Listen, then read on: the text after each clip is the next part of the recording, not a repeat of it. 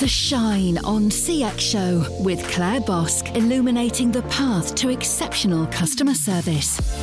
Welcome to the Shine on CX Show. I'm Claire Bosk and I'm thrilled to be bringing you insight, stories and strategy that will illuminate the path to exceptional customer experience. Whether you're a CX pro, a business owner, a CEO, or just passionate about creating amazing customer journeys, this show is your go-to resource.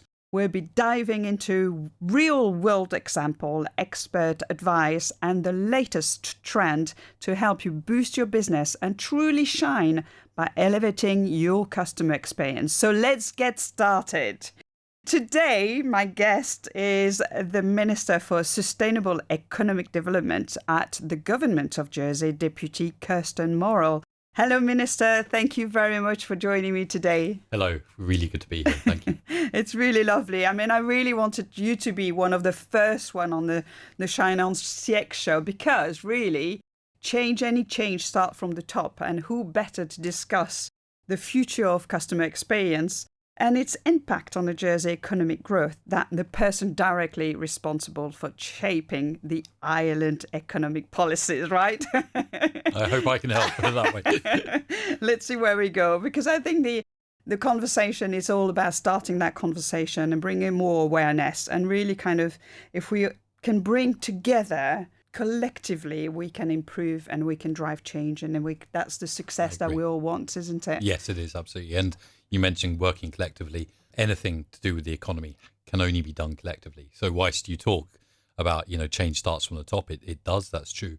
But I would say that when it comes to the economy, it's very much a decentralized system. We don't live, thankfully, in a world where the government is dictating what we do in the economy So everything we do, including customer experience and excellent customer experience, has to come from a collective effort. Tell us a little bit about obviously your current role now.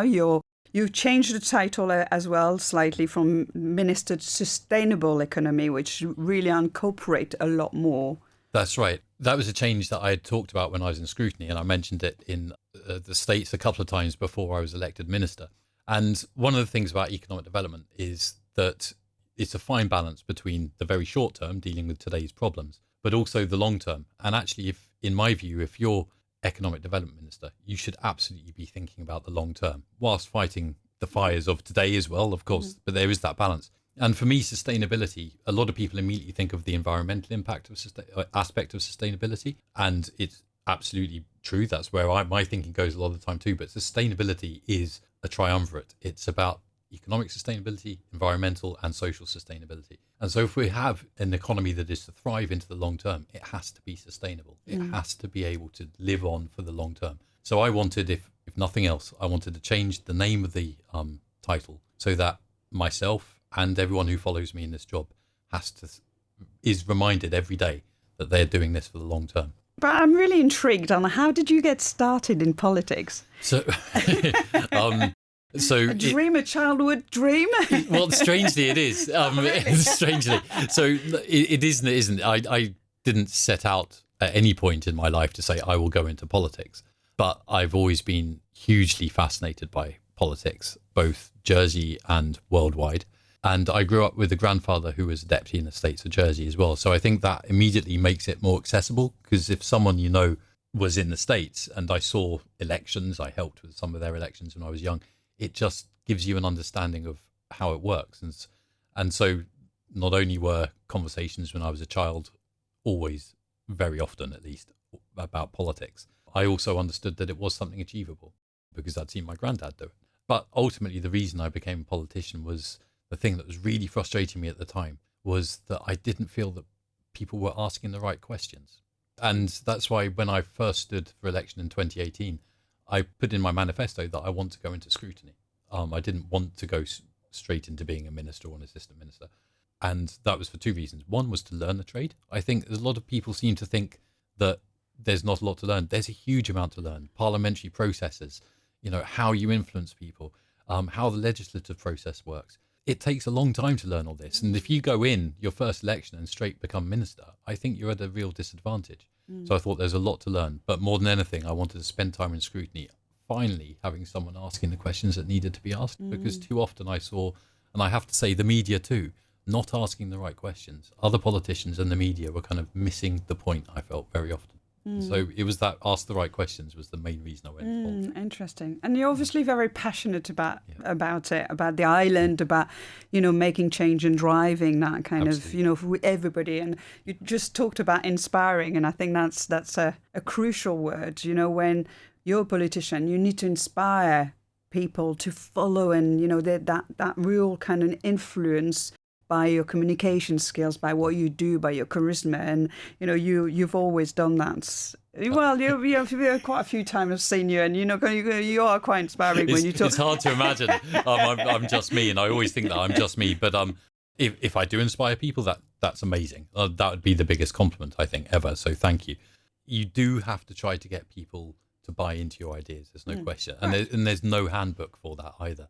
And so you do find yourselves constantly saying the same things to different people and seeing what they think of them. I'm definitely a politician who said, I don't come here with all the answers. I think too many people, whether it's international politics or local politics, too many people expect the politician to have all the answers. I think that's the wrong approach. I think you have to have an idea of where you want to go, but you have to realize that you need to listen and take huge amounts of advice on the way. So if you want to go from A to B, it may not be by the route you expected. And that's part of the learning experience too. I'm constantly trying to learn more and understand more so that I can make the right decisions and help the island go in the direction I feel it needs to. Well, obviously, we come back to customer experience. Let's come back to that because that's what we want to talk about. Everybody's got customers. Everybody on this island. It's not tourism, it's not hospitality, it's not just retail who has customers. Government's got customers, right? Yeah. We all have customers. So how do you think customer experience itself will impact, could impact, would impact, should impact the sustainability of our island? Customer experience is the core. Any organization that interacts, like you say, with its customers, whether they're paying customers or whether they're not, whether it's a third sector organization with clients, etc., doesn't matter. You are trying to deliver your service to the best quality in a way that delights and makes your customers happy. If we are to have a long-term sustainable economy, we need businesses and organizations throughout the island to be doing exactly that, delighting their customers, especially as we know we are quite a high cost environment in Jersey. So when I think of somewhere like tourism and hospitality, if we're going to, it's not insisted, it has to be, unfortunately, that to travel to Jersey and stay here in Jersey, it will cost quite a bit of money to those tourists. They need, in return, to feel that that was good value, they need excellent customer experience, amongst other things. And I believe that you can travel to a high cost jurisdiction. I have done it as a tourist and come back feeling like that was money well spent because the experience was so good and they made you feel valued. So particularly as we're quite a high cost jurisdiction, I think customer experience is absolutely vital. And where do you think we are at the moment? I think we've still got some way to go. And I say that as a customer myself, going around the island as a customer. I think as an islander, I think government has a long way to go in this area as well.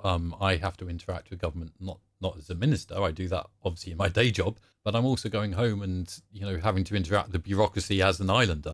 And very often I'm afraid, whether it's on the gov.je website or interacting on the phone, things like that, I feel that there is learning to be done. There's so many touch points, right? And I think that's what we forget, whether it's emails, phones, websites, there is so many touch points that, businesses kind of lose that. And I think there's a lot of that learning that needs to be put together. And what do you think the biggest challenges then are?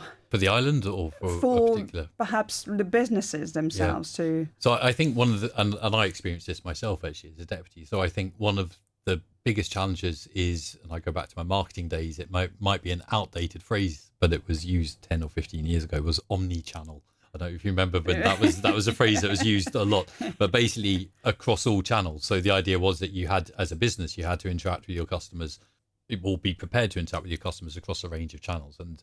And I think that's one of the biggest difficulties, because it's true, customers expect, whether it's via text message, whether it's via email, WhatsApp, whether it's by phone, whether it's in person, they expect you as a business, as an organization, to be able to interact with them across all these channels, the channels of their choice, not of the business's choice, but of the customer's choice. And I think that's really difficult. And I think it's something we see some very large international businesses doing well at. And I think we all of us need to learn, because I personally find it really overwhelming. If I check my emails, there's 100 emails. If I check my WhatsApps, there's 100 WhatsApps. Right. If I check the phone, there's a whole load of missed calls. I'm like, where do I even begin amongst all of this to know where to start? Because, you know, I've also got life outside of work as well, if you know what I mean.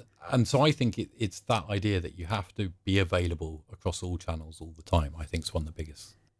Yeah, the expectations are high. Yes. And to be able to deliver it, it's a challenge. It's really hard. And especially, like you said, we are a small island with a lot of small businesses who are got different hats on all the time. So that's one of the biggest challenges as well, isn't it? That they trying to do everything. A larger organization may have a department who may be looking after that, whereas the small to businesses are kind of trying to do it all. You're absolutely right. And in fact, I found a graph quite recently of businesses in Jersey. And one of the really interesting things that's happened since 2012 was that Jersey became an island where the economy had more, and I'll use this term, I don't mean it to be sexist, but one-man bands, than it did organisations of 2 or more employees. So before 2012, we had more organisations of 2 or more employees. After 2012, we've had more one-person businesses. And I think that's really interesting because, and now it's thousands more.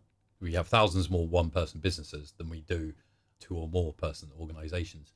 And so you've got thousands of businesses which are just one person trying to cope with all of that, as well as doing the work that, you know, to keep the customer happy, selling the good or doing the building work or whatever it might be. So it becomes really difficult for that one person to manage all of that communication. So an island. So I've come back on an island, on the island about a year ago now. Can you imagine? It's been a year. And just at that time, you've published the buyer to business report.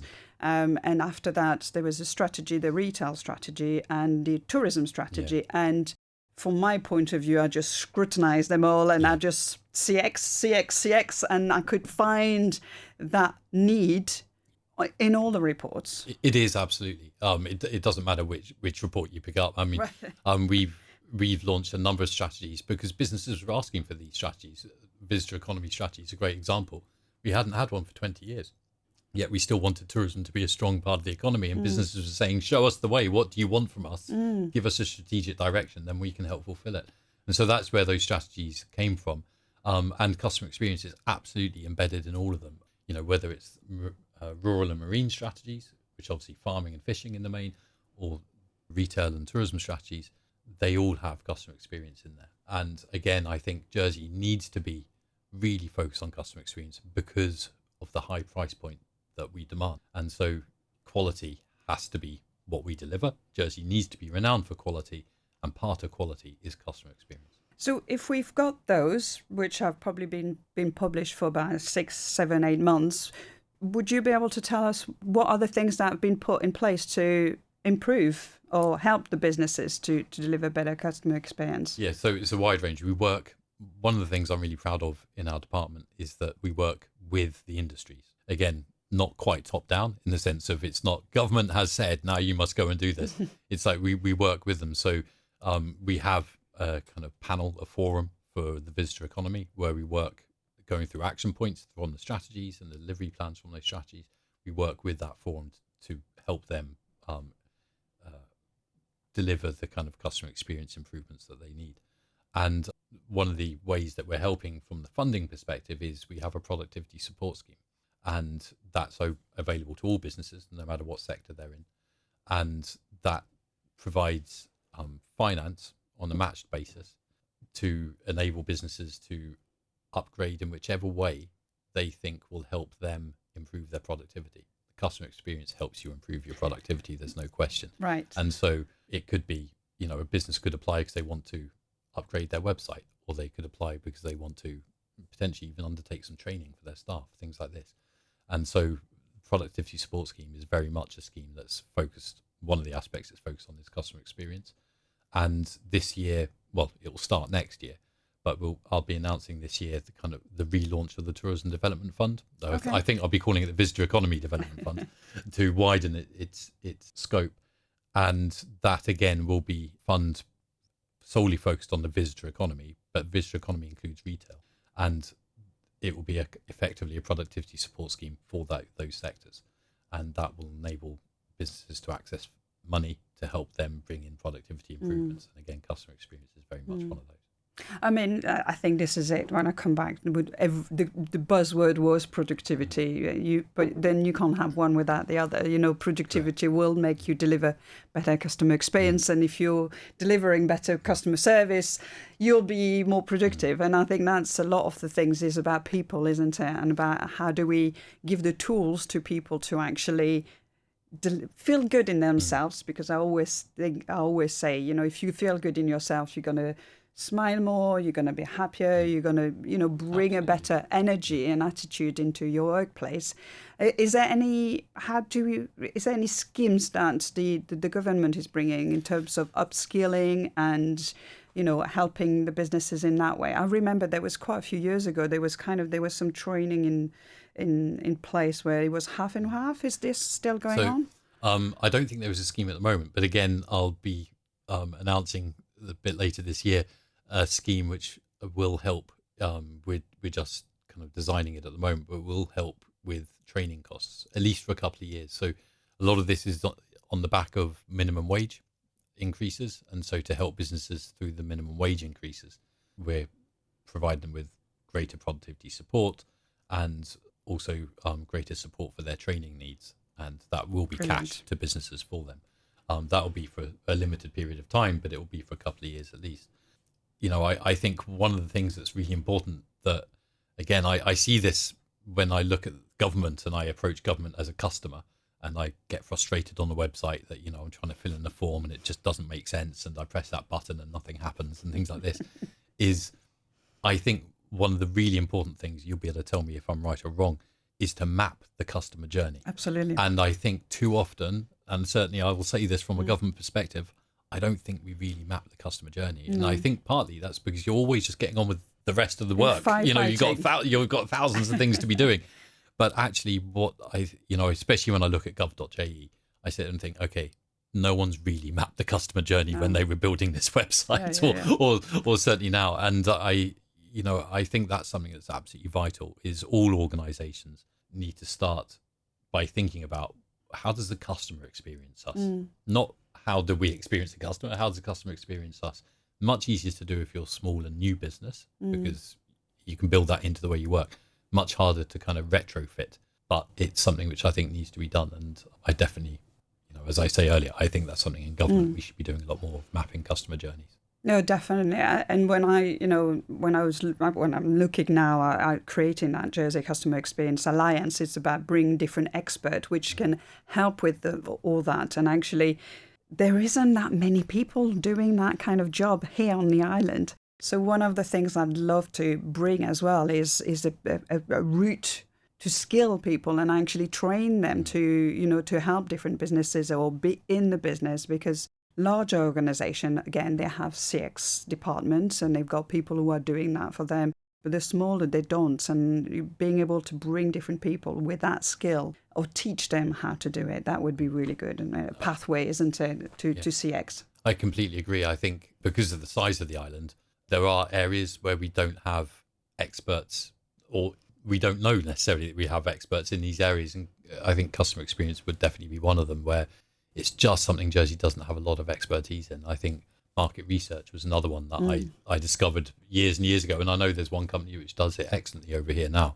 But when I was in marketing, going back kind of 20 odd years, it wasn't easy to find people who did market research. And it's the same with customer experience. It's just something I don't think we've got a lot of experience. And I think that's why I feel it's really important that we're uniting. So we're, anybody who's looking for doing anything around that, whether it's market research, whether it's mystery shopping, whether it's training, whether it's customer journey mapping, then now we've got one center area to do it. It's interesting, you've just mentioned market research. That the UK have a UK customer satisfaction index since 2008, and they're doing biannually a survey around it. Do you think that's something that Jersey could benefit in actually having a benchmark of where we are in terms of customer satisfaction? Is that across the whole of the UK? Kind of the UK's customer satisfaction score of 82 or whatever it might be for the whole. I mean, I definitely, when you benchmark then you can improve. If you don't benchmark, if you don't measure it, you can't know whether you're improving or not. So that does make a lot of sense to me. The trouble with all these things is cost. Yeah. Again, motivation. Where does it fit on the priority list? This sort of thing. This is where I think it's be really useful to, and it kind of goes back to what you were saying about everything starts from the top. I think, and then me talking about the economy is entirely decentralized, which is the way it should be. Is I think we also need other organisations. So we could get a Jersey customer satisfaction score, but actually, should it necessarily be government engaging with that? There are other organisations who could do that. There's, Chamber of Commerce, Institute Directors, Hospitality Association, Chartered Institute of Marketing, whatever it may be. We've got lots of private sector organisations, which I would really love to help encourage them to start undertaking these sorts of pieces of work. Because if you leave it to government's priorities are always going to be likely somewhere else. There will always be something else more important. And I think we kind of need to, I think it's really good if we can really work with those private sector organisations and help them start delivering these sorts of pieces of work for the wider island good. Yeah, absolutely. Again, we come back to, how do we elevate the experience? By uniting people. By uniting everyone, exactly, working together. And, exactly. And this is blowing my own trumpet, I guess. I apologise to your listeners for doing so. But the one thing that has run through my work as Economic Development Minister and when I was Assistant Minister was working with the stakeholders. So there's no strategy that I've done which has just been, here, we baked this in the cupboard the other day and now it's for you to do as an industry. It's like everything we've done is work with the industries together, and that's exactly how it has to be. Otherwise, the government doesn't control the economy. Thank goodness. That's what communism gave us, and that was appalling. And it's like the government shouldn't control the economy, but the government has to enable and encourage the economy.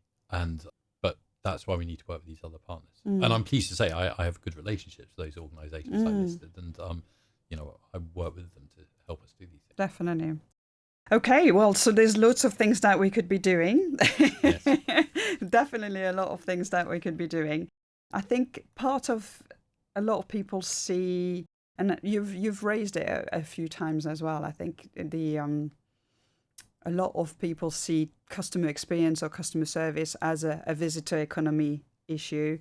But really, if visitors are having a fantastic, it's about a brand. It's all about how the loyalty that people are, the ambassadors. They go out and they go back to their own, countries or cities, and they'll talk about it. Have you experienced anything like it in other jurisdiction or country, or is it anywhere that you kind of think, you know what, that was really cool as a city or as a holiday destination? I mean, definitely. Two places that come to mind are Iceland and Sweden. And Iceland was a few years ago I went there. It was before COVID that I went there. But I saw the same thing in Sweden as well, which was really interesting. Both places had a lot of humour around the place in terms of their shops, their hotels. Is really interesting. It was kind of like notes in windows or what would be a normal safety message in a hotel room. They had added humour to it. So it was still a really good safety message, but it was humorous. And equally, in Sweden recently, and the app they have for just travel around the city of Stockholm, just, using the underground, the boats, the buses, one app, so easy to use, buy your tickets on, told you where to get on, where to get off, etc., etc. I was sitting there going, I've just rocked up in a city. I don't know it at all, but I'm now able to completely understand how I can travel the city. Given that it's 14 different islands make up the city of Stockholm, it's really important that you learn how to travel it. And, whereas I've been visiting some cities for years and years and still don't know how to use their public transport system, particularly bus networks. They're really difficult to work out how to do.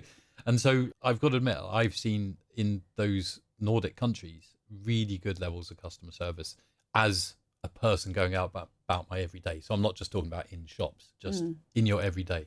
There's been both humour, which always makes people happy, and then just really good level of customer service and attention and wanting you to be able to go about your day easily. And I think that's really important. So I think we can learn a lot from those Nordic countries. There's that innovation and technology. There's a digital Jersey initiative, isn't it? About maybe we should bring that into the new scheme. Who can design that particular app that we'll be talking about for quite a few years, Yes, haven't we? exactly. Somebody please help us out on that one.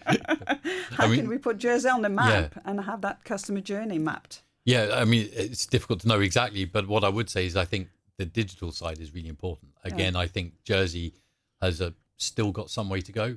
And when I travel, but I assume it's the same for you and for everyone else in the island, when you travel and you then see how they're using digital technology all the time, easily, everywhere you go, whether it's apps or more kind of kiosks or whatever, it makes me realize, why aren't we doing this in Jersey? Why at the level of public service and kind of everyday service, doesn't have to just be public sector, but engaging with services, whether it's through private organizations or not, but us as members of the public, why have we not really got it digitized yet? That's something I find really hard to understand.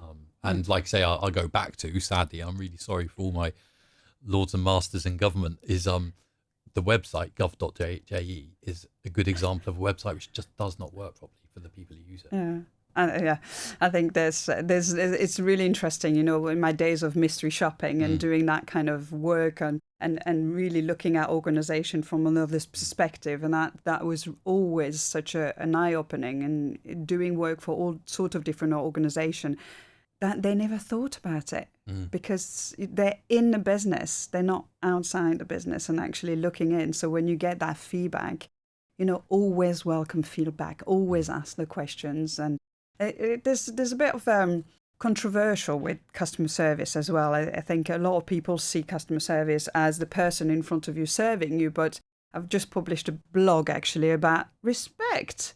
And actually, I see some of the people being very quite rude and, that customer's always king kind of things. That's quite frustrating when you're a person who wants to do something right, but then you've got somebody attacking you on the other side or not bothered or on the phone. That's, it takes two, doesn't it? It does. At the end of the day, economics is about relationships and about humans interacting with each other.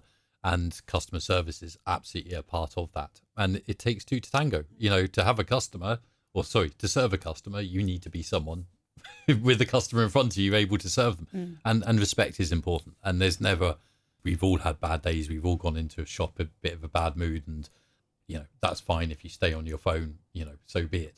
But certainly the kind of taking your anger out or your unhappiness out on the person serving you, there's no time for that. There's no place for that. They're doing their job and they're trying to do it as well as they can. Definitely. Well, thank you, Minister, for your time today. That was just really amazing. Your passion shone on the Shine on CX show. And that's wonderful. Really, really nice.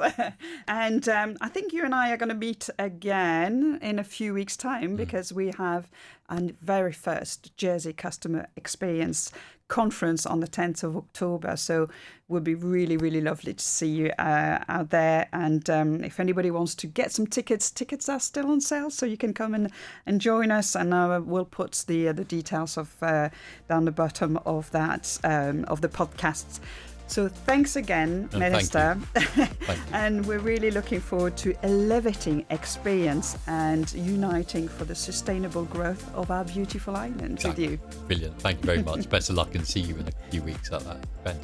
Thank you. For more on creating exceptional customer service for your business, head to clarebosque.com. Listen to more episodes of the Shine on CX show, wherever you get your podcasts. The Shine on CX show.